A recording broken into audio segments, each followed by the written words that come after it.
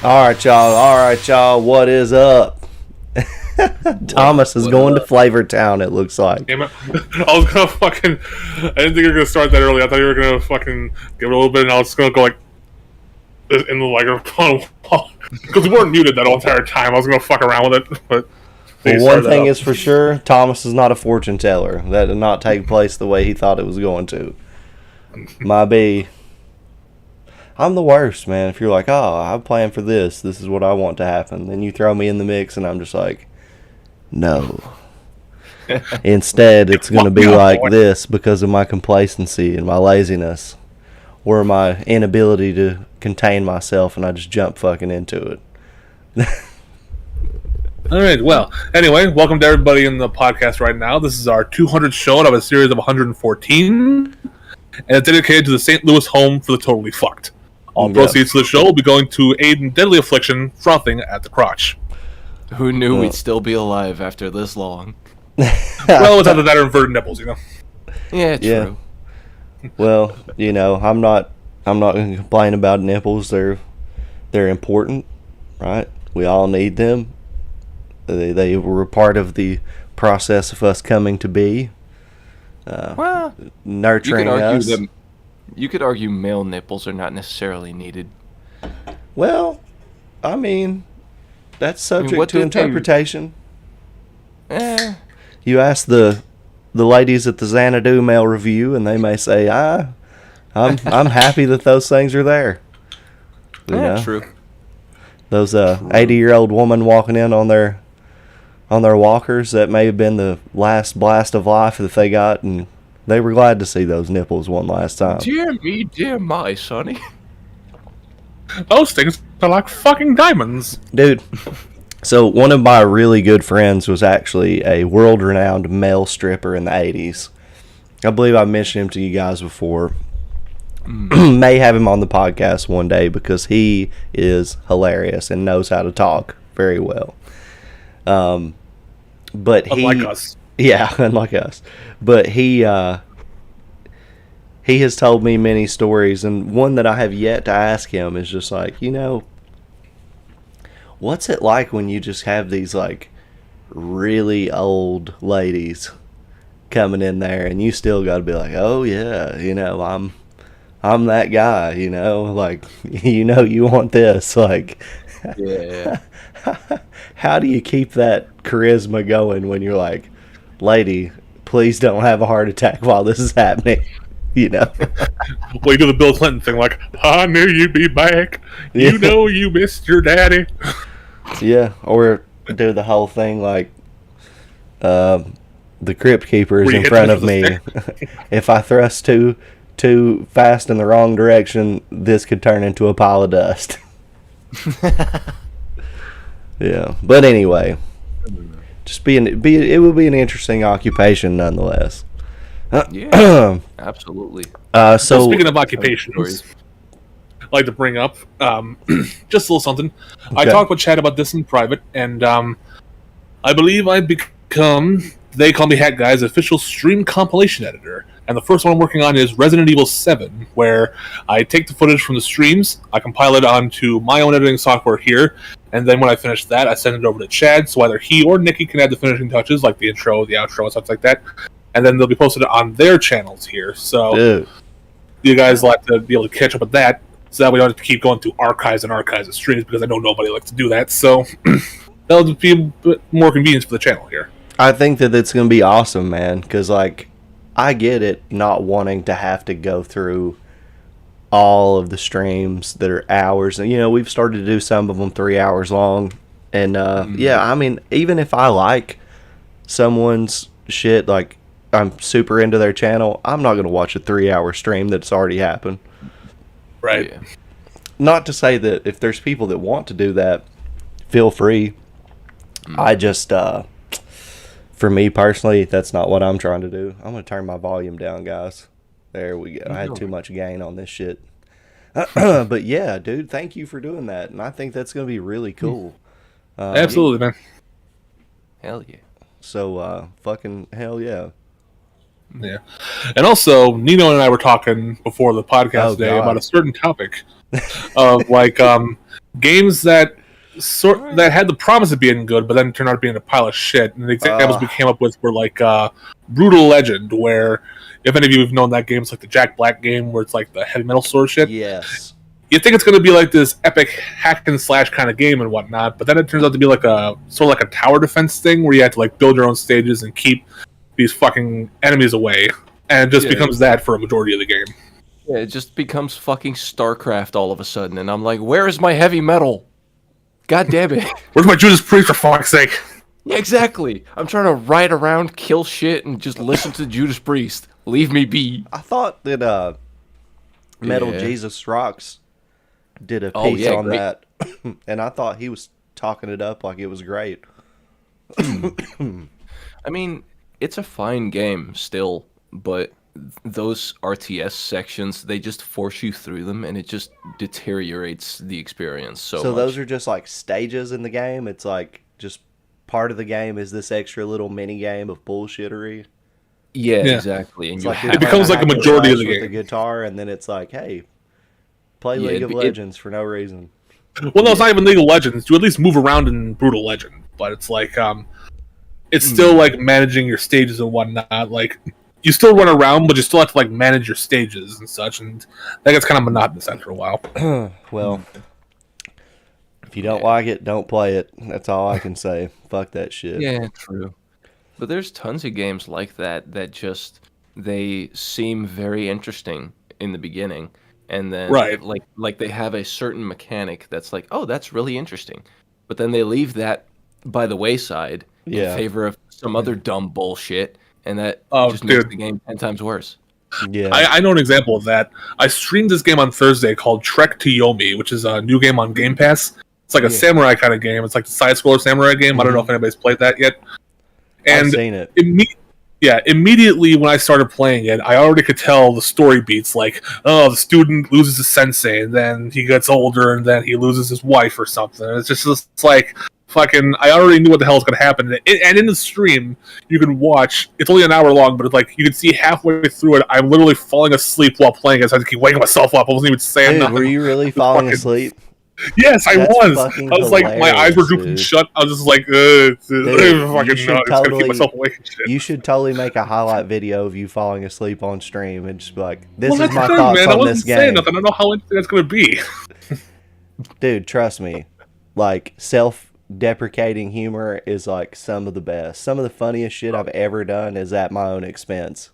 Like the wrestling match that we had last night. You know, my tag team that I'm in, we're the villains, we're the bad guys. So we come in talking all this shit about we're going to do this and we're going to do that.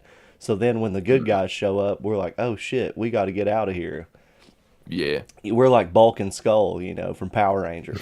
And and sometimes the funniest shit that we do, it's like here's for example, like my character's like a big hothead, and my partner is like this southern cowboy hat wearing prick who just like wants to be, you know, edgelord over everybody and just the coolest guy in town. Yeah. But there's so many different things that are like wrestling terminology. There you go. That are it sounds extremely homoerotic. Like there's terms about wrestling that just sound extremely homoerotic. So he'll say stuff like whenever some old school Southern wrestler is talking about like a guy who doesn't know what he's doing pissing them off, and they're going to go take their arm and like bend it backwards to the point where it like breaks or something. Instead of saying, I'm going to go break his arm, they say, I'm going to go stretch his ass. So, dude, my partner took that out and just like, I mean, he is making it his entire shtick. Like, he comes out there and is like, I'm stretching somebody's ass tonight. You know, he's like, and so in wrestling terminology, the guy who wins is on top. He's the top guy. Yeah. Right? And if you're a loser or your match is early on in the card, then it's like you're the bottom of the card. You're a bottom guy. And then you get the old dick twist. So he has come out there and he's like, we're coming out here. We want top guys and top guys only.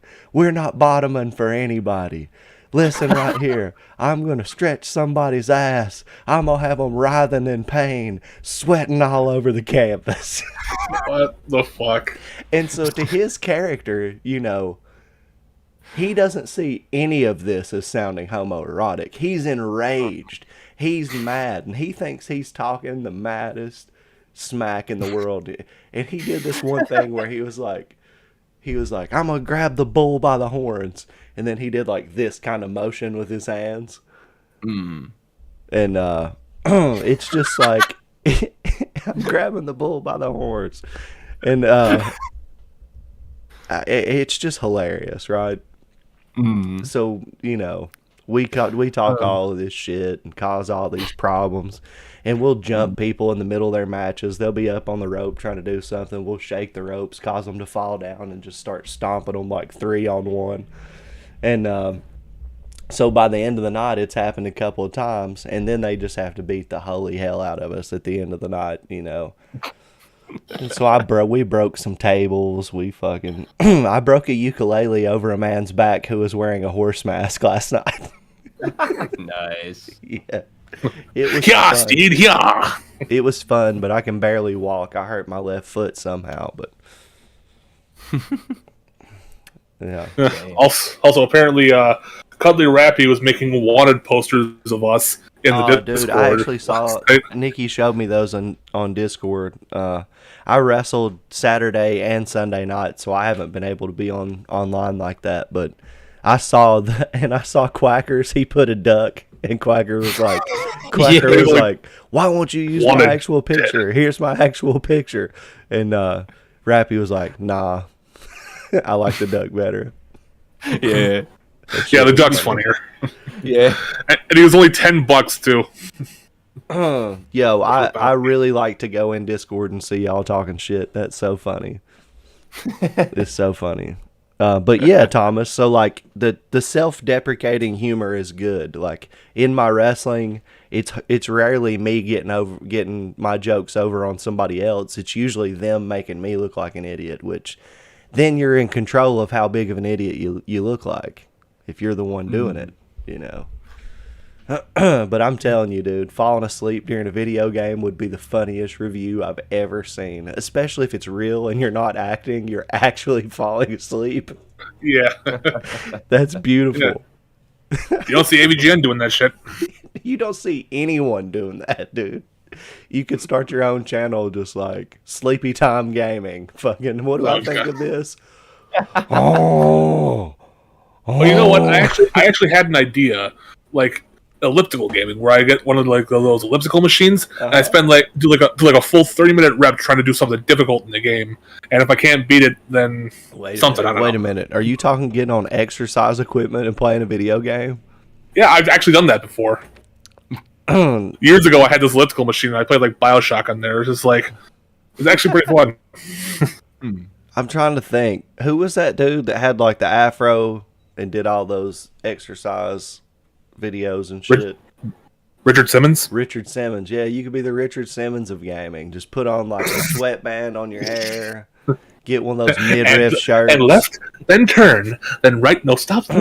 You got to cut your shirt in half, bro. Show your belly. Get some tight shorts on. Don't let the meat slip, but tight shorts, you know. Make sure to pack it down. Yeah, make sure the meat is packed. There's too much meat to pack down. I can't do that. Too much meat to pack. That can be your excuse when you quit. Just be like 2 minutes into it, like, nah, my knees are hurting. This meat's hurting me. Shit's too heavy. But yeah, dude, like that kind of originality is always really cool to me when I see people doing shit that's just out of this world. Like that one guy that does therapy with people in the frog suit. Oh yeah, Like the Denzel Curry one. The what? Denzel Curry did an episode with him. It was fucking funny. No, I haven't seen it. I just. Man, I don't have time to invest in almost anything. I just stay on top of so much shit. And so whenever I do catch this stuff, every time I peek out into that window world, y'all just amaze me. Just know that. Just know that. Like, people think the world is crazy now. Mm-hmm. It's like, no, we just never had the ability to peep in on motherfuckers like we do now. Like well, it's not like we're peeping, but people share so much. Oh yeah. It's like we know more about people now than we ever have. No, yeah, I talked about that with some of my other friends, like how back in the day, back when we said and did stupid shit, it got erased. That shit's gone. It's nowadays on the internet, if you're born in like the 2010s-ish, yeah, it's fucked, dude. Everything is recorded. Everything remains. Bro, there's such a huge chunk of my life. Huge. I mean, for me, like 2012 was when shit like really took off. Cause like MySpace kind of captured a little bit, but I'm talking up to like my shit. I can't look back on until right after I dropped out of college or something, or like right when I went into the military. So 2012, you know. That's when I can start being like, oh shit, this happened. Look at this picture from then. And it's just like, bro, I was a full ass adult, you know, like I was, I like my football games and shit from when I played in high school gone. I mean, there's probably some shitty recording of them somewhere, but it's just like all of the shit that I did to develop who I am. You only way you can see that is come talk to a motherfucker. You know, that's it. True. Exactly. But yeah, I never thought about that. I never thought about how, god damn, dude. Yeah. I never thought about the grief that can be brought on by that. You know what I'm saying? Like, I guess, I don't know. The way that I grieve, the memories help, and then there's moments, and then there's connections. I listened to a song not too long ago that reminded me of one of my friends, and I wept and wept, you know, because that was something that I had to connect. I couldn't imagine just having mounds and mounds and mounds of like fucking pictures and all that of my childhood, and then like, I don't know. Some things I guess are better just being there and being in your memory and stuff, and not being able to see it in HD. Exactly, dude. Know. I'm a very emotional dude, you know, and I'm very, very nostalgic. So I guess it would probably be a blessing for some people and a curse for others. I think it would just be really tough for me. Oh, no, I set fire to all of my books. I'm glad that shit's gone. Really? Yes, absolutely. Oh god, dude, no. I'm so glad all of that shit's gone. I just had like crazy experiences that I still to this day, you know, honor and cherish. That if I could look back on and just watch film of that shit, I would be like, fuck, dude. Like, I would be stuck to a certain degree, probably, because it was so awesome. Like, I lived some really, really awesome shit just being a street kid, man. You know? Yeah. And fuck, dude.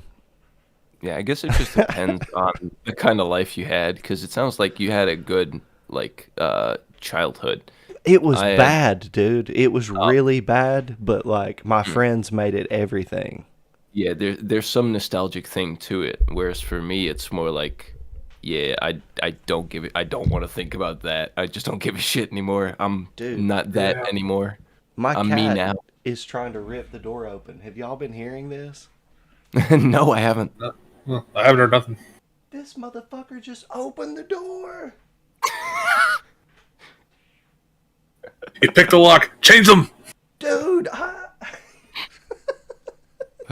To be fair, I'm surprised my cats haven't been screaming at me the last 10 minutes. See, this people, take this as a national fucking message here. This is why you don't invest in cats. They're assholes. They are assholes, but I love them. I don't know if I told the story on the podcast before, but my grandma's old cat, Max, this is when I was like a little kid. I was sleeping over at her house one night. It was like 7 o'clock in the morning. I was laying on my side, and Max was licking my ear for a second. It was for like a minute or two, and I was just like, what the hell are you doing, man? And then he just walks away. And then I turn around and sleep on the other side for like 5 or 10 minutes, and I see his eyes peering down the hall, and then he runs down, pounces on my fucking stomach real hard, and I'm just laying there crying and softly. I was like, what the fuck, man? I'm trying to sleep.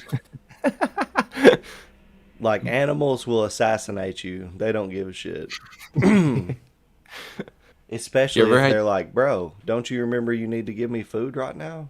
Well, it wasn't my cat, though. It was my grandma's cat. They don't give a fuck. He just hated me for some reason. My cat just usually sits there in the hallway and stares at me, and then he'll like jump up and then do that sideways weird walking thing where he's like jumping back and forth with his front and back paw. They're wild animals, dude. My cat's a fucking idiot.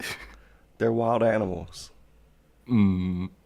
Bro, did you hear that Persona is coming to Xbox? Yeah, we were talking about that actually. Yeah. Persona 3, 4, and 5. Dude, yeah. But people are so pissed at the version of 3. What? Oh, because it was portable, wasn't it? Yeah. I get that. I kind of get that. But FES would have been a better choice in my opinion. I mean, it was on the PlayStation 2 and it was great. I don't really like the way that the game works when you're outside of the dungeons. It kind of kills it for me when you can't just walk around with your character places. Yeah, true. Because it was Ariel cool. just popped in chat. Oh, really? Yep, Ariel just popped in. Ariel, is this your first time? I think this is Ariel's first time on the podcast. Has she been on here before? Yeah, she popped in a couple ones ago. Well, by God. But yeah, Persona 5 Royale. I'm excited for that one because I've never played that one. I played the regular one. Yeah, I heard they actually had some good writing in that, so I'm excited. And here's the thing, Atlas, if you can get those games on Xbox, maybe port fucking Catherine Full Body. You ever want to think about that for a second there? Yeah. Mr. Fuckers, stop leaving it just a PlayStation and Switch, you cheap fucks. Yeah. I mean, everybody can get Catherine. I don't think that makes them cheap. I think that makes them, for some reason, not I'll just fucking money. Here. It's like, do you not want money? Why do you not want money? That's what I keep asking myself about Atlas. I love Atlas, but I hate Atlas at the same time. Yeah. Dude, they do some of the dumbest shit to their customers. Look, I get having specialized merchandise like backpacks and watches and all this shit. If you want to make them $120, that's fine. But why in God's name do you assholes want to charge me $45 to $50 fucking dollars for a t-shirt? An official Atlas t-shirt costs more than fucking skateboarding shirts from the 90s that are collector's items. What the hell is wrong with you guys? Why do you make these badass games and see that, yes, every single time you put out one of those damn surveys, every one of us say, yes, put these games on all the platforms. You know why? Yeah. Because they've been radically successful on everything. And some people who last generation had this system now have a different one and still want to play your games, still want to buy them, but you won't sell them to us. What? Plus when it gets on PC, then people can actually start modding these games and actually making them better, because Atlas won't do it. They'll release re-releases and remasters and remakes all over the goddamn place. They won't fix the games. No. Well, that's a lot of true. Those games have a lot of serious issues. By the time Persona Revelations made it to iOS, Which you can't buy it anymore. It's not. Anyway, they fixed a lot of that game. Well, that's good. That's good.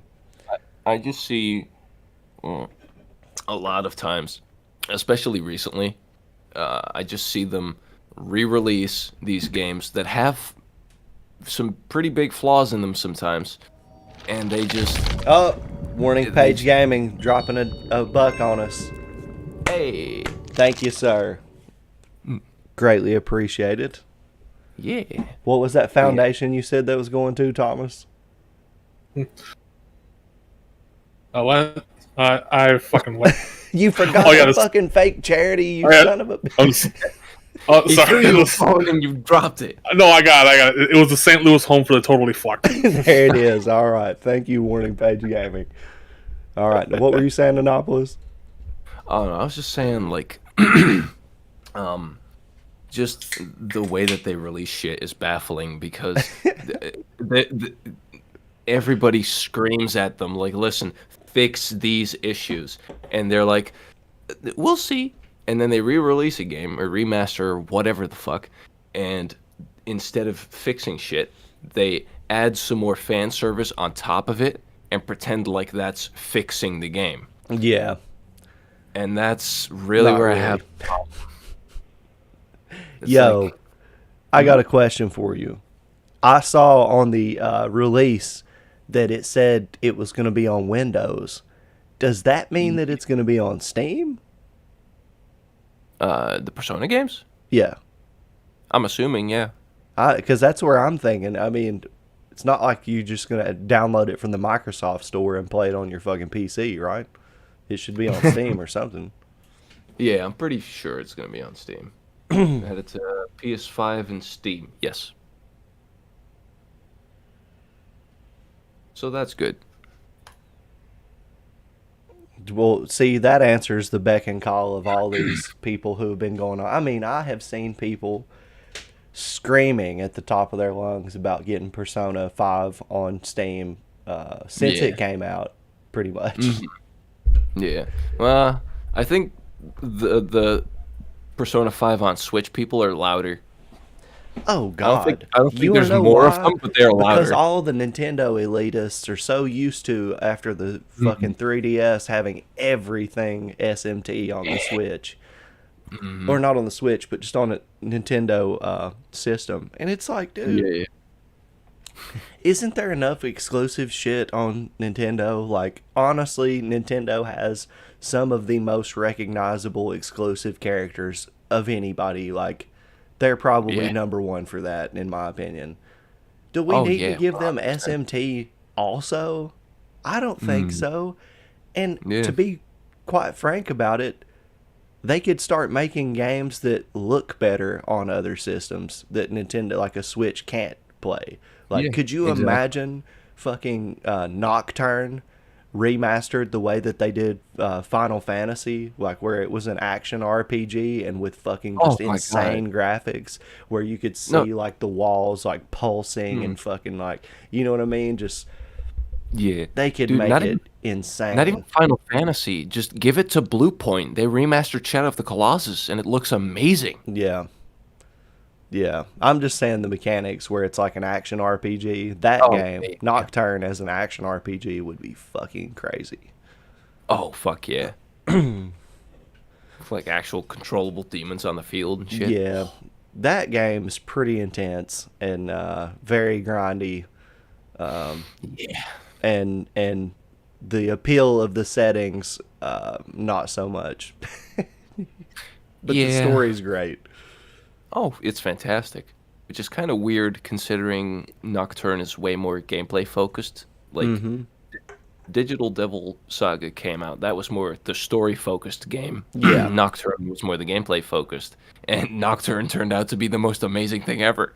Are you a JRPG guy at all, Thomas? I've played a few. I haven't really gotten too deep into any of them at all, but I've dabbled a little bit in some of them. I suggest Thousand Arms for you. Yeah, I looked that one up. It's like it looks hilarious. I'm not sure what to. It is so funny. If you're a fan of Brock from Pokemon or Master Roshi, you will like the main character of Thousand Arms. He is very much motivated by being a pimp, or an attempt to do so, which is also very funny. Well, in Japan they call it a harem. Yeah, he's I would say he's just too much of it. But I have played Wild Arms 3 on the PS4 when they had it on the PS Now section. That was actually pretty. That's the most of a JRPG I've gotten into, actually. Dude, I found out an interesting fact about the early development of Pokemon. So, What was that?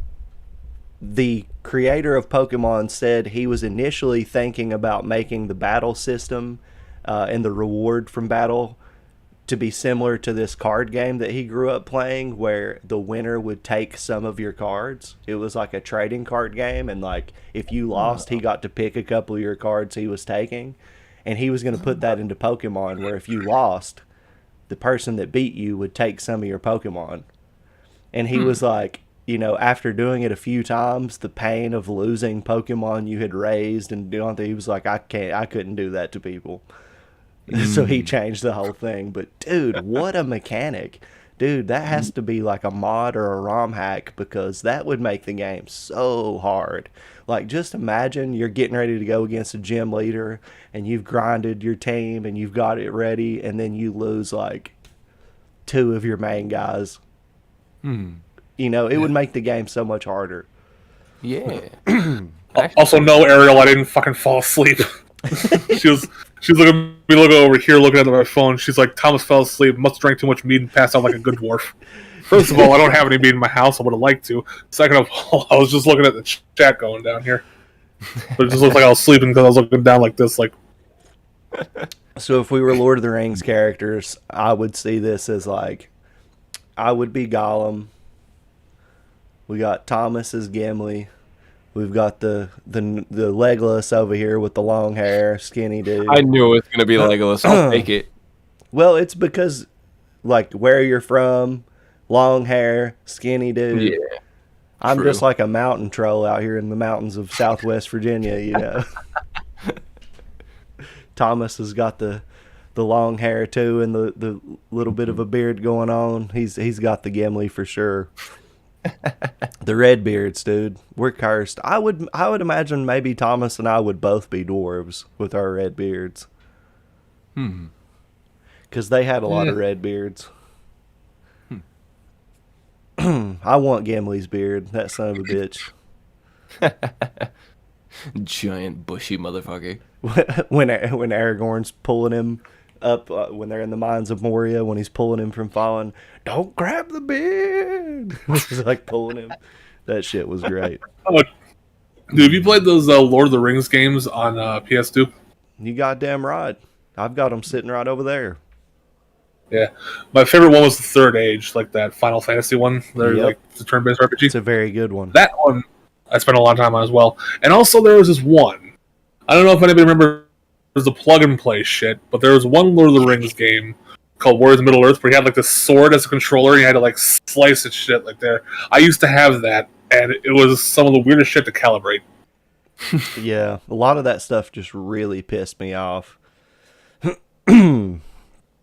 One of the earliest games that I actually enjoyed that was just like some thing you bought, that it was a standalone like handheld thing kind of, but it was like tank goggles, and it was like green, and so you put it on and that's how you played the game. You had controls up on your fingertips while you were holding the goggles like to your eyes, so it was like you were looking out the top of a tank, and you had to pick the buttons to press to do stuff, and you had to like line shit up with a D-pad that was on top and everything. And it was just some like handheld, supposedly shitty game from back in the day, but it turned out to be a lot of fun. I mean, I don't know if it was because I was like 9 or it was actually good. It's hard to tell with a lot of those things. Ariel asks if we played Battle for Middle-earth. Yes, I have. It was a good one. I have not, unfortunately. Yeah, you haven't played it? No. A friend of mine, we tried playing online through Dolphin, and he suggested one of the Lord of the Rings games. I played like 5 minutes of that, but nothing else. Wait a minute. You can play online with Dolphin? Absolutely. With the Dolphin emulator? Absolutely. You're tripping, bro. Yeah. It takes a little bit to set up, but you can do it. No, I'm tripping. Whoa! I played Super Mario on that with a buddy online. I played some fighting games on there. Yeah. Man. Yeah, Rappy. I was thinking the Virtual Boy too when he was talking about that tank thing. Dude, emulation has progressed so fucking far. Oh, I know. Emulating PS3 is one of the coolest things that's ever happened. Because check this out. Surprisingly good. Check this out. You can utilize Steam Link to play all of that shit mobily without having to keep ROMs and emulators on your phone. So you download Steam Link on your phone, you link it to your PC, and you stream your games on your local network from your fucking computer to your phone. And you can add non-Steam games to your Steam library. Through that, you can access any application on your computer through your phone and control it. So you can add any of those emulators to Steam and then play them on your phone. I was going to say RetroArch is just on Steam. Just download RetroArch and put the ROMs in there. Boom. Yeah, I would say do that, but RetroArch is... It's convenient, and because of that, you lose out on some shit that many other emulators do way better. That's very true. But, I mean, what RetroArch core is there for PS3? I thought they already had the PCSX3 core in there. I don't know, but I do know that the PS3 standalone emulator is undefeated, man. That thing is a beast. Fuck yeah. And to be able to play, I mean, what can you do with the Switch that you can't do with the PS3? I mean, almost nothing. Yeah, exactly. You can beat a motherfucker.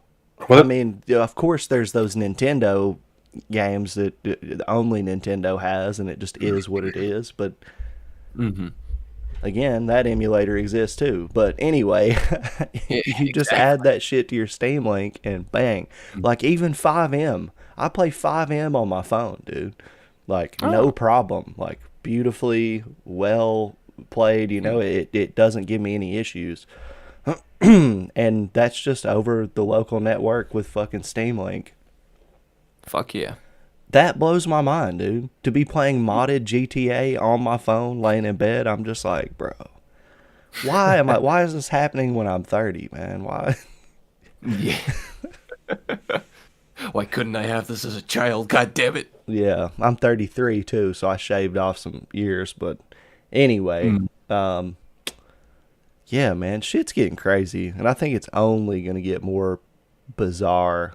The gaming shit that's going to come out, the peripherals and all that stuff. Like, I think VR is a big deal, but I think like augmented reality is going to be really crazy. Like the glasses and shit that have displays and everything, like a HUD is actually going to be a thing for real life. You know, it's going to be interesting. Yeah, well, see, here's Ariel's saying you can take the Switch with you wherever you go with ease, but they also have the Steam Deck as well, which also allows like emulators to be played on there. Yeah, but here's the thing. The cloud gaming situation is steadily approaching. It will soon be a thing to where you can stream your fucking computer to your phone. Yeah. I mean, I'm saying probably within the next couple years, you're going to be able to stream your fucking shit to your phone with, like, really good connection. Yeah. Why do I think that? Because too many companies that have more money than God are working their asses off on it. Because the first one to do it is going to win some big money.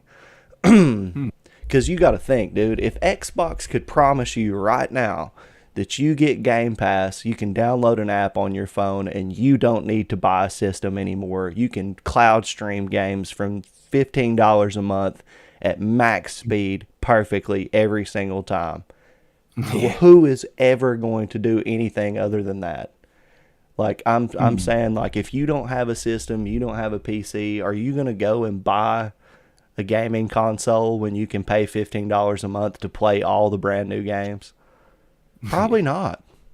Exactly. And then you add in the option of you buy this game for full price, we'll add it to your ability to stream to your phone. Mm-hmm. What are you going to do with that?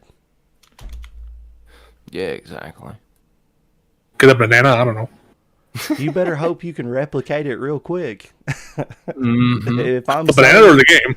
If I'm Sony, I've either gotten really close to being able to beat what Xbox is doing planned, or I'm trying to beat them to that technology. Well, that's that's a kind of mini topic that I can talk about. That's like a lot of people don't realize is I'm relatively certain, I can say with like 90% certainty, that most of these companies, Sony, Xbox, whoever, already have this technology and have shit that's way, way better. They already have this, but they're waiting for someone else to release it first so they can gauge, like, hey, what price are they setting this at? How many copies are they producing and sending, and blah blah blah, so that they can go lower. It's all like a marketing strategy type thing. So this is why I think that I don't agree with that. How many times have you seen these motherfuckers put out shit that does not work just to be first to the punch? Oh, absolutely. You know what I'm saying? Like, Game Pass already has the beta version of cloud gaming. Like, it's already there. Mm-hmm. If they could just go, hey, tell us what you think, this works perfectly, they would do that for sure. Yeah. No, let me rephrase that a little bit. They have this technology like in an unfinished state. Like they're exploring they're exploring all this shit, but they are just waiting on what is Xbox going to do, for example, so that Sony can do it for a lower price, and then Nintendo's going to be like, oh hey, Sony's doing it for this price, we're going to do it for double. Yeah, exactly. We're going to do it because we're Nintendo and still charge you even more. Yeah, we slap the Nintendo logo on it and charge double. Exactly. Yeah. No, yeah. Sega needs to come back to the console mix. No, they don't. No. They don't. Not the way they've been acting. If they can't figure Sonic out, they need to hold on. Make the Dreamcast 500. I turned Dutch there. That's how much I disagree with that. Sega had a good run. I really liked Sega back in the day. The Dreamcast was really, really fun. But they should just stay as game developers. They really should. Because their games are really fucking fire. Really good. Really good. Sometimes. They've mishandled a lot of them recently. But back in the day, holy shit, Sega was on fire. Oh, dude, when they were punching Nintendo in the mouth for a couple of years, yeah. Yeah. Oh, yeah. That was also partly because Nintendo royally fucked up around the European regions, but Sega was still a fucking hard hitter. Even in America, fucking hell. Yeah, Sega was legit, and still are. I mean, I love the Genesis, and I love the Dreamcast. But to me, Sega fucked up by just doing too much. At a certain point, it's like... they took too many risks. It didn't pay off. How many kids out there could afford to buy a brand new system like every year? Yeah. You know, fucking like zero. you can't put out the Genesis and then the fucking peripherals for it and then the fucking Saturn and then, you know, it was just like system after system after system, the Master System and this, and it's just like Master System 2. It's just like, dude, I literally got this 2 months ago. Fuck off. Like, and now I need this to play games. Like, the Sega CD. It's like, just fucking make a system in a couple of years with the CD attached to it. Give us a break. Make games for this that you just sold me. That's what kind of pissed me off. Are you saying games like Wild Woody and Night Trap weren't bestsellers? Look, bro, I'm just telling you, dude. It was a mistake for them to keep... Like, if they wanted to do whatever in Japan, that's fine. Yeah. Do whatever you want. But, like, there was an obvious trend that worked with gaming systems in America where you put something out, in a couple of years, you've put out an improved version, but they were just like month after month, boo, boo, boom, boom, boom, which is great if you're Richie Rich, but they didn't sell them for a reason. Yeah, exactly. No, that's what kind of pissed me off about Nintendo for a while as well. It's like, I remember being like, you know what? I'm going to wait for a little while until the 3DS was like cheaper or whatever, or there's a better version, because I know there's gonna be. And months and months go by. I think it was like a year or two at this point, and I was like, you know what? Fine, I'll get a 3DS. Literally that fucking week, 3DS XL. Yep. And then later on, I was like, you know what? 3DS XL, found one for like reduced price, like $50 off or some shit. I was like, fuck it, I could use a bigger screen. And then the 2DS. Yep. 2 weeks. No, not even that. 2 weeks after I bought the 3DS XL, new 3DS XL that could play like exclusive games and had SNES games on their fucking store. Yeah. I was so actually pissed off at Nintendo. Was the 3DS not new enough? Apparently not. Apparently not. I do appreciate how they'll make systems now, like Xbox does this and Nintendo does this. Sony doesn't really do this, but they'll make versions of their systems that are cheaper. Yeah. You know, and I appreciate that. Like the Switch Lite, the 2DS, for people who are on a little bit of a tighter budget, I think that that's cool, man. It doesn't piss me off unless they're like, yeah, here's this thing. Like, we know we just put out this system, but here's this one, and this one is the only one that can play the new games. Exactly. What the fuck? What do you mean it's the only one? We just got this product from you, and now you're not supporting it? Yeah. Thankfully, I think the only real game that was on the new 3DS exclusively was like the Xenoblade Chronicles port, so nobody really gave a fuck, but still, I wanted to play fucking I'm sure SNES somebody games. did, you know? Oh, absolutely. I wanted Xenoblade Chronicles on the go, because that sounded fire before the Switch was out and all that. Oh, yeah. But I wanted, like, it was heavily advertised, like, hey, new 3DS has SNES games in the store, and you can play fucking Earthbound on the go. I was like, I want that! Mm-hmm. But not on the original 3DS. Not on the original. I was so pissed. Wow. The coolest thing about 3DS for me was the SMT games being on there. There were so many of them. Like, what? Six? There was like 6 or 7 of them on there. If you count Persona, do you count Persona games? Oh, I forgot about Persona Q and all that. Like there's so it's probably more like 9. See, well, let's see. We'll count that the blue-haired fucking dude DS games. Count the remakes just as 1. So it's 1, 2. Then you have SMT4 for Apocalypse. Soul Hackers. Yep. Wait, blue-haired dude? You mean Phoenix Wright? No, I forget the fucking name, but it was like DS, like Survive. Isometric. It was like an isometric, like strategy RPG type SMT game. Yeah, I think it's Devil Survivor or something like that. Devil Survivor. That's it, exactly. Yeah. They had remakes as well on the 3DS, but I'm gonna just count those as like 2 games. Yeah, dude, it has an anime. There's an anime for it.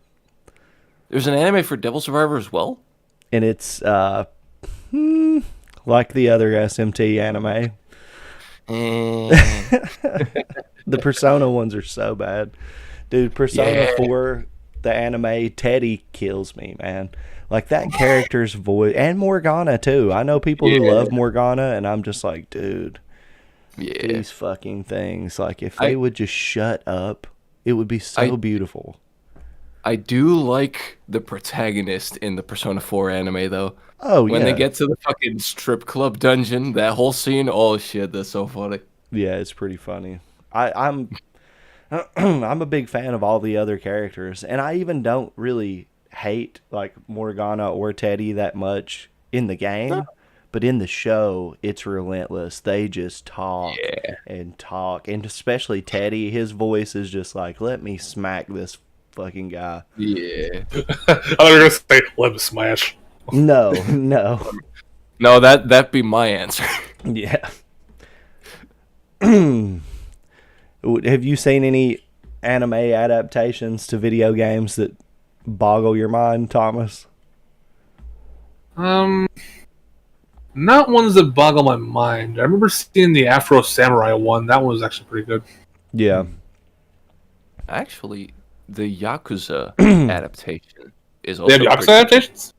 Yes, and it's very good, or well, decently alright, because it is just a Yakuza movie, like about the Yakuza, but with the stupid, powers and shit. It's just a normal Japanese crime movie, but with superpowers. It's really funny. That's awesome. Yeah. Does it still follow Kiryu, or is it different characters? No, it's Kiryu and Goro Majima and all that. There you go, Thomas. Yeah. I still need to get onto Yakuza.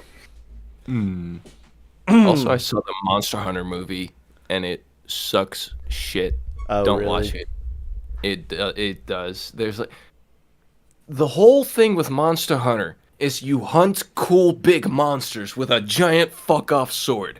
And the anime just hunts squirrels.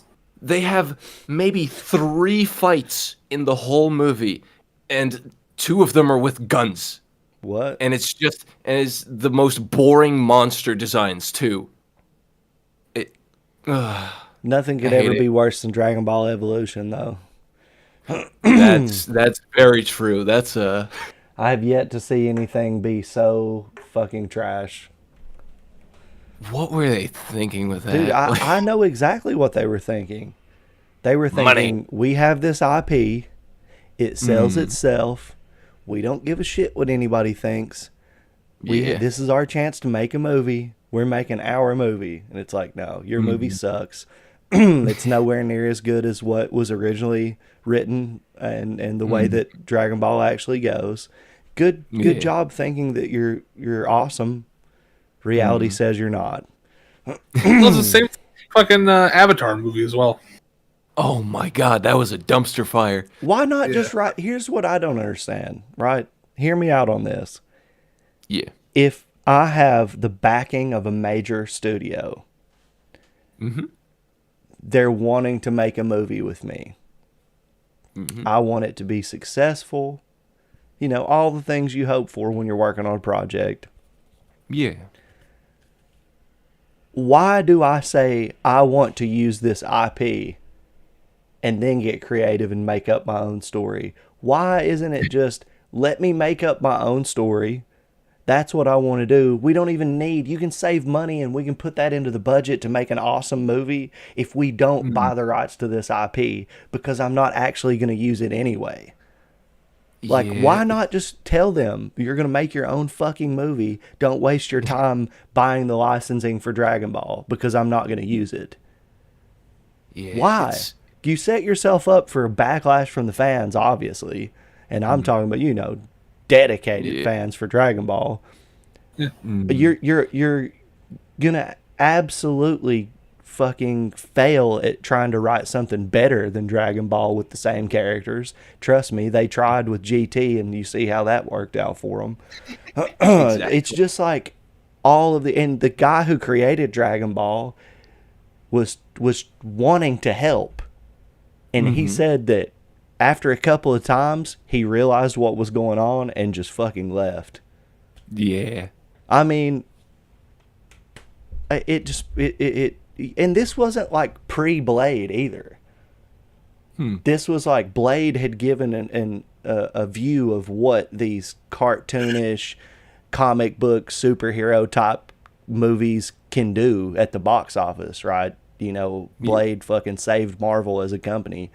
So why would you not take the intellectual material seriously that you're using? Like, why would you not make actual Dragon Ball happen? Like, I wouldn't expect everything, you know, that was capable within their budget to be fucking amazing. But could you imagine if they had an Asian dude playing Goku and he was actually like Goku? And then, I mean, you know, I don't know, man.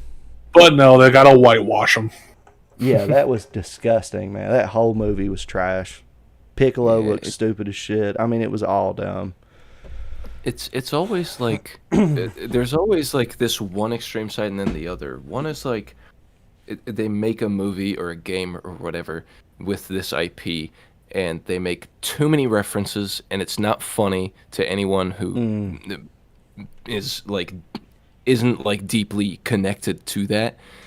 And then on the other side there's just like you said, they take this IP and they make a movie that has barely anything to do with it. It's like, why did you make this? Yeah. Like, make something original. You could have been anything. Like, these are new characters. Give them a new name. Breathe your own life into something. You know, you don't. Jesus Christ. We've got to have money. Yeah. And another thing that I hate about people using intellectual property in movies is just like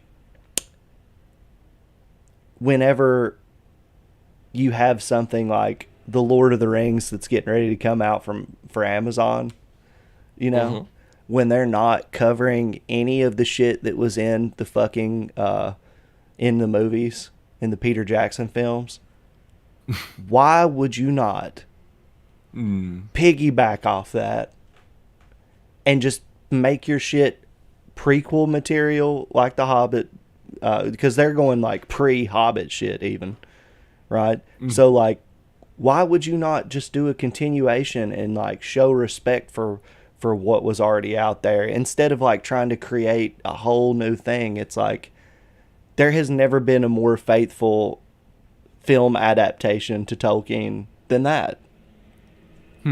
Why would you not just either one up that and be even more faithful to the material, or just be in the same vein so that people can continue what we already have seen and the styling and everything? Like it doesn't make sense to me to rewrite all of this shit that was obviously a master work to begin with. And you have the intellectual property, like what they're doing with Lord of the Rings. They could have very well just made up their own fantasy story and nobody would have a problem with it. The only gripe and concern that I've seen from anybody about that whole situation about the Amazon series is the fact that they're taking Tolkien's work and setting it on fire and then pissing on it and telling people they're wrong if they complain. Yeah, well, that's the thing. Everybody wants to insert their own little fucking fan fiction story into these popular IPs because they want to make money off it. Which would be fine. Look, I'm all about them creating their own characters, doing their own thing inside of the lore that already exists. That's fine. I don't have a problem with that, but they're taking like huge characters from the franchise and just being like, for example, in one of the trailers, it showed an elven lady who, I think it's Galadriel, who is, you know, extremely old. She's an elf. And there's like a 30-year-old man being like, you need to calm down and control your emotions.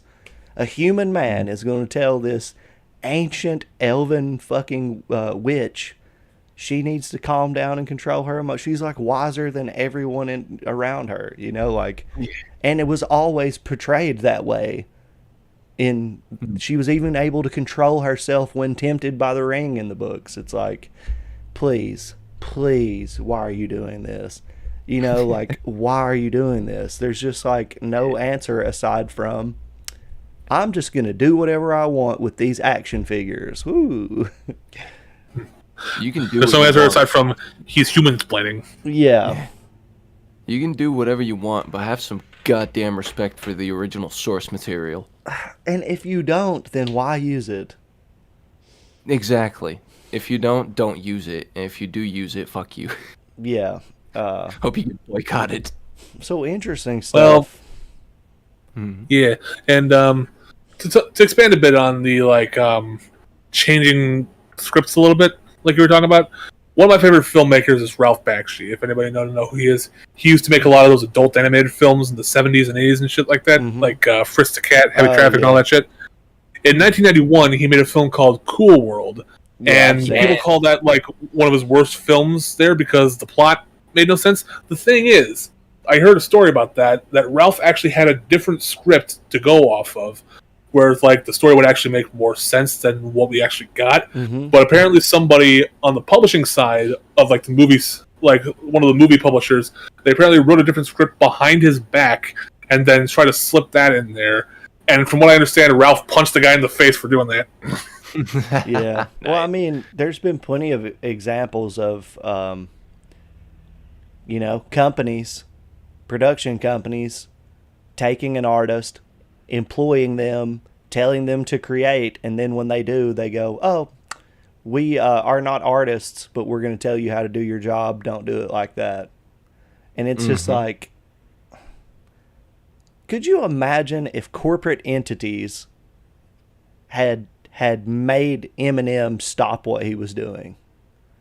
Oh my God, yeah. He is one of the most successful artists of all time. Has made more money than anybody in the rap game. And had he been, just bottlenecked into not being able to express himself, it was risky.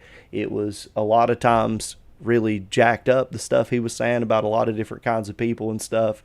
And he was really going wild. But at the same time, that was him. That was his shit, and if you change that, then we never see what we see now. Like, we would have never known this guy to be as successful as he was, and that shit would have never happened. A lot of times when production companies just get the fuck out of the way, man, we have seen some of the most unbelievable stuff. That's what made Bowie so good. That's what made Prince so good. Like, Prince, for sure. Prince was in the know about breaking the chains of control from production companies and shit. He changed his name to the artist formerly known as Prince because they were trying to bottleneck him into his, in his music. And he just said, nope, can't do it now. I don't even associate with that name that we wrote all those contracts with. So, like, I couldn't imagine as like a movie. This is music, songs are like 5 minutes long, For a 2-hour movie you've been working on or something, and then have somebody come in and oh man, I couldn't imagine how pissed that guy was. I would have punched, punching people in the mouth over that. I don't condone violence. I don't think it's a good idea. But geez, I mean, how do you restrain yourself after finding out somebody's been writing a whole script behind your back? Well, Ralph is a loose cannon, so he just pretty much lets everything loose. Yeah. After spending like years fucking writing and filming all that. Oh God, dude. Oh, chunks of life go into movies, man. Big chunks. Absolutely. Especially animation, especially back then. Oh yeah. Well, JAT's got a couple comments. First off, JAT asks if you got any cheap Xbox games from GameStop when they were all like $5 or something. I mean, I got Biohazard for like $12 with tax included. Yeah. And also, JAT brings up the Queen example when they wrote Bohemian Rhapsody, where they were told no station would play it due to its length. They said, fuck you, and found a station to play it. Yeah. That's really funny. Freddie Mercury was all about kind of telling people to go fuck themselves. And yeah. Freddie didn't give no fucks. No. He even made fun of the Sex Pistols to their face in the 70s, which was pretty awesome. They didn't do a damn thing to him either. I mean, he was just that guy, man. I think he carried that. People recognized it. You couldn't mess with the guy. Songwriter extraordinaire, vocal range untouchable, charisma on stage untouchable, fearless. To perform as sick as he was with actual full-blown AIDS, to be able to perform like he did, mind you, not stand there and stare at the floor, perform the way that he did, sick. Yeah, exactly. Oh, I have all the respect in the world for that guy. To be as gay as he was in that time, I mean, really, dude, just like be full on, just, you know, the gayest and not even care. Yeah. He's one of my heroes, man. Freddie Mercury. Queen was like the first rock group I ever heard, right? So I'm from Southwest Virginia, and all I heard was like Garth Brooks and, you know, 90s pop country on the radio. And I put in a Queen's Greatest Hits cassette in like 1995. And my world changed completely. The first thing I heard was like fucking Queen's Greatest Hits, man. Blew my mind. And in that moment, I became Freddie Mercury. I started dancing to the halls. No, I didn't start dancing to the halls. It's more you know in horror movies when kids like see something scary and they're just stuck and they just sit there and are like, oh my God. It was more like that, but in disbelief that this like orchestra of chaos was just so fucking emotionally charging. Like I had never experienced the emotions that you get from that powerful music, because it was all, well, my dog ran off with my wife last night, you know, like. And so when I heard fucking like Bohemian Rhapsody and, you know, We Will Rock You and shit like that, I was just like, oh my God. Yeah. What was your first rock band, Thomas?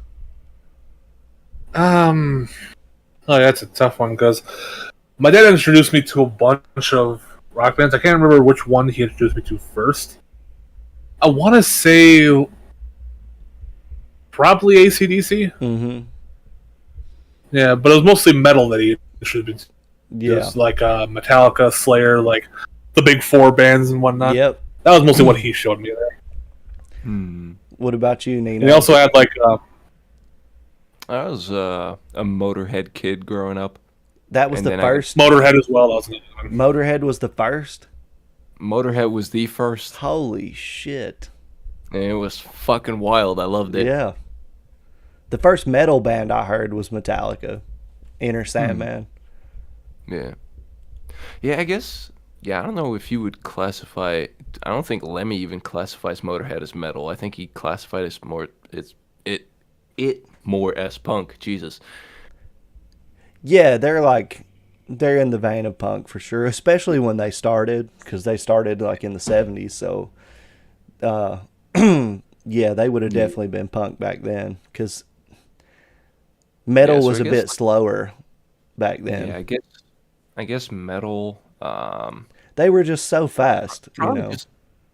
That's what made them punk. Because like back then, I remember that speed metal wasn't really a thing. Yeah, true.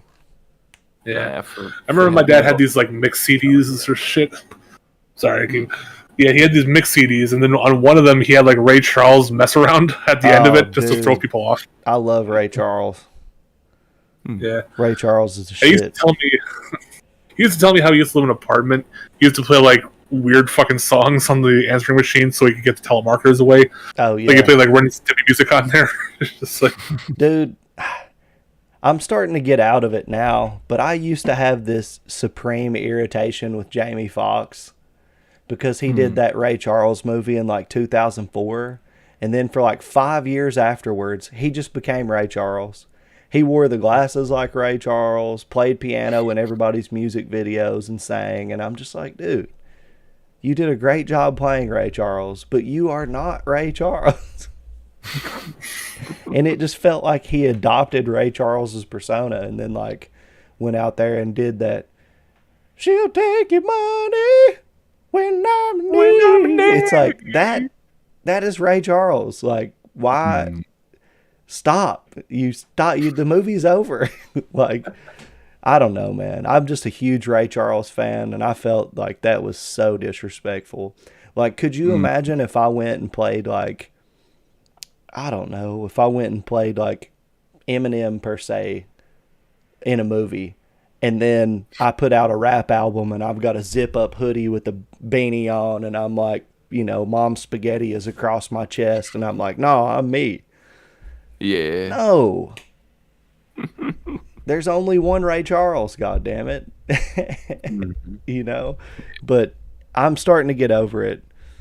I mean, I wouldn't even watch the Spider-Man where he played Electro. I just didn't even watch it because I was like, no, man. Jamie Foxx tried to steal Ray Charles's gimmick. I'm not down for that. Yeah. JAT asks, have you heard of a genre called electro swing? Yes, I have. I've listened to a little bit of that.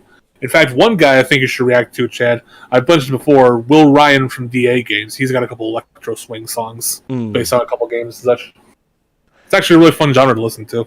Is it just like video game based stuff? Well, no, it's like it takes like old swing music and then adds like electro beats to it.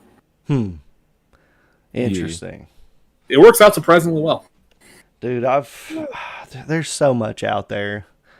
There's so many talented people and so many interesting styles, and I think like genres are almost a pointless endeavor now. Like, to classify music into genres has gotten so difficult. Oh yeah. That it's just like the category that I now go by most of the time is just the name of the band. It's like, this is this band. What do they sound like? This. Listen to this song. You know, this is them. Exactly. Like, that's what they sound like. Yeah. Because it's just so crazy. There's so many things like this emo trap stuff is literally just emo music, but they took out the bass guitar, put that 808 in there, and some snare, some hip hop snare, and it's like, put that bob. It's like, what the hell? Dude, 808 is a big deal, man. That bass, I mean, that's used in so much, but these fusion genres and stuff like that, I find them interesting because they break the expectations and limitations of a single genre and give you the opportunity to be very creative and not bound by the expectations of somebody who's like, oh, I'll listen to punk music. This needs to be a punk song, or I only listen to rap music. This needs to be this way. Like, Little Peep and shit like that, I never really understood until I started listening to it. I'm like, this guy is literally just like a SoundCloud trap rapper from 2005 that they threw emo music underneath. Yeah. Like, I don't know, man. It just makes you feel different emotions. It's just like spices when you're cooking and shit. Like, yeah, exactly. Weird blends will actually be pretty good unexpectedly, you know? Yeah.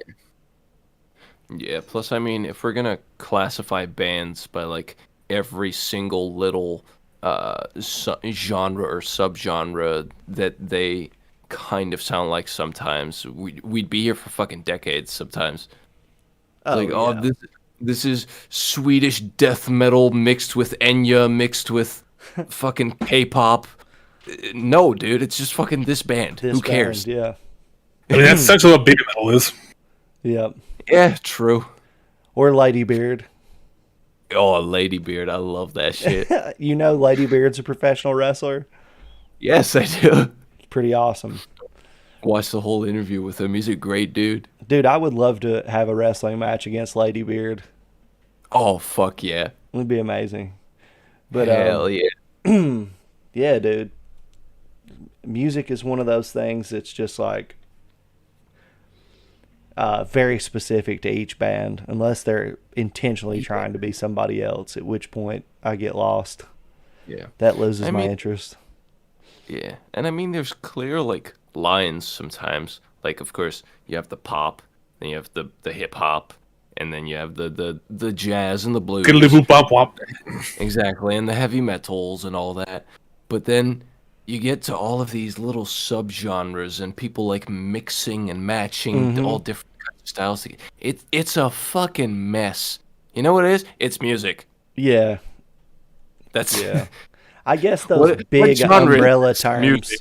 terms, those big umbrella terms let you at least know what water you're dipping your toes into, but they don't really tell you Exactly. what it's like to dive in. Exactly. But yeah, I love music, man. I've enjoyed Fuck. touring around and playing over the years and all the experiences that I've had and everything. But Yeah. one of the most annoying things about it is just how guarded and competitive and cutthroat people are about nothing. Mm-hmm. But Oh yeah. that's the entertainment business as a whole. But in music, it just seems like there's so much sabotage and politics and people talking in the back. It's Mm-hmm. like way less about how good your band is and who's going to allow you to be there. Can't stand it. Who want to stand it? Yeah, Yeah. dude. I It's not. mean, it's It's not crazy. what you know. It's who you know in this industry. Yeah, and It's not only is it who definitely. you know, it's like, are you going to also subscribe to their ideologies? Yeah. You know, Exactly. that's another one that I really, really hate. And around my area, we've got these guys that are like late 30s, early 40s, have been doing the same shit for years, and they don't want anyone else to rise to their status. They don't want anyone else to have a decent show locally. Yeah. And so they'll start rumor and innuendo, and then they'll get their little, 20 something TikTok girlfriends that are going to leave them in 2 years to do all this nefarious stuff. And just, it's Mm. cancel culture at its worst in a lot of ways, because they'll It's take fun. rumor and innuendo and allegation and then turn it into a hit piece. And it's just like, these are some of the best, youngest, up and coming musicians in the scene.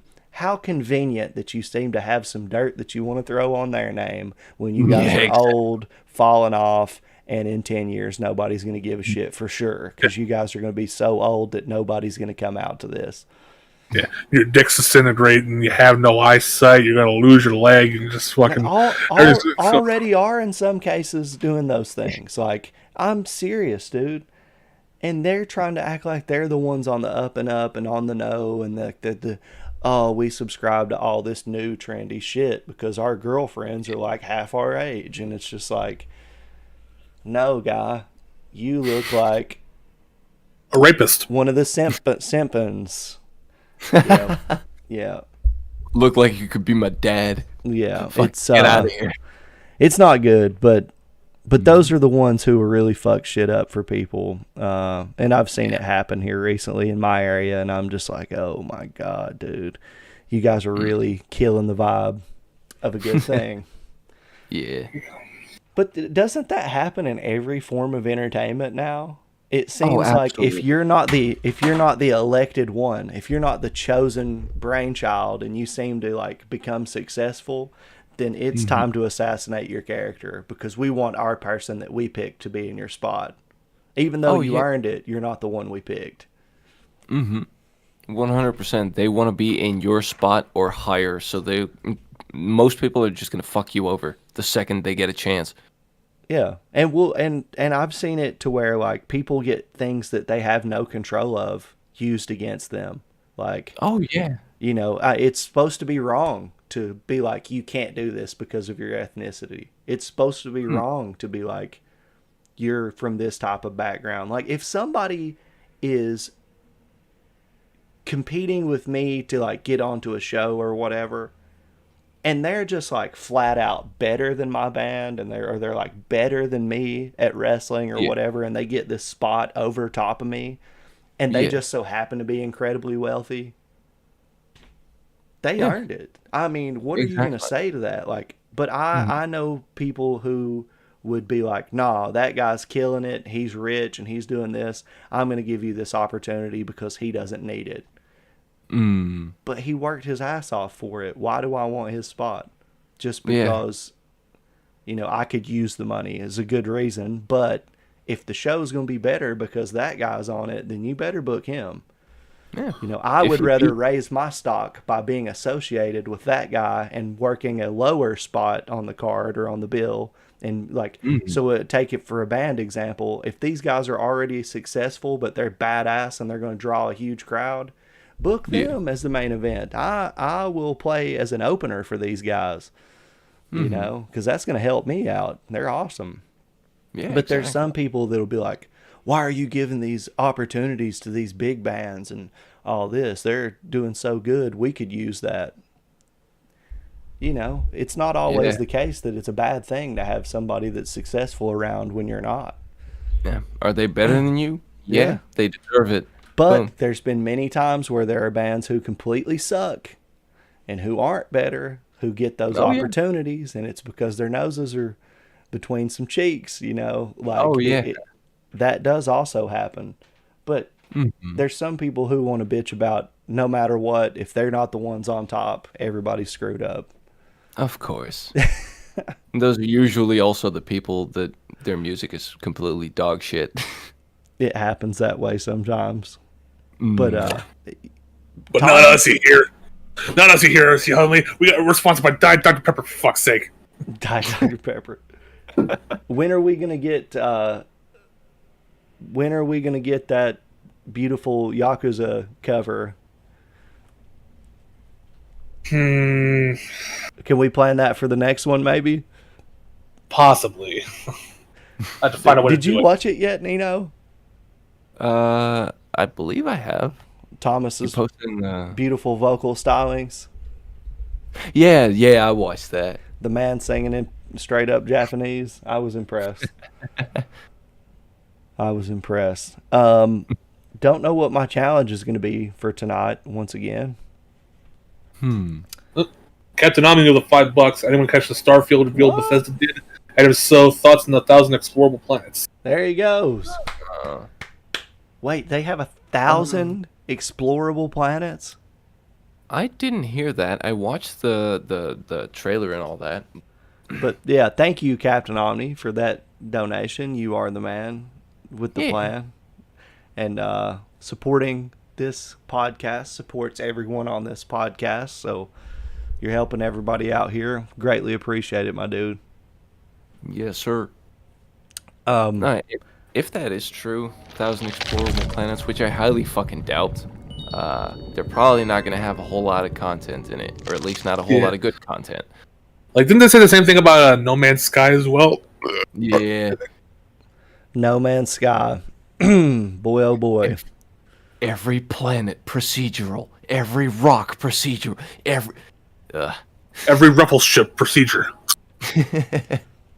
Every fart inhaled. When Nikki screams, one chicken nugget for Shorty. Oh my god, dude. If by Shorty you mean Chad, yes.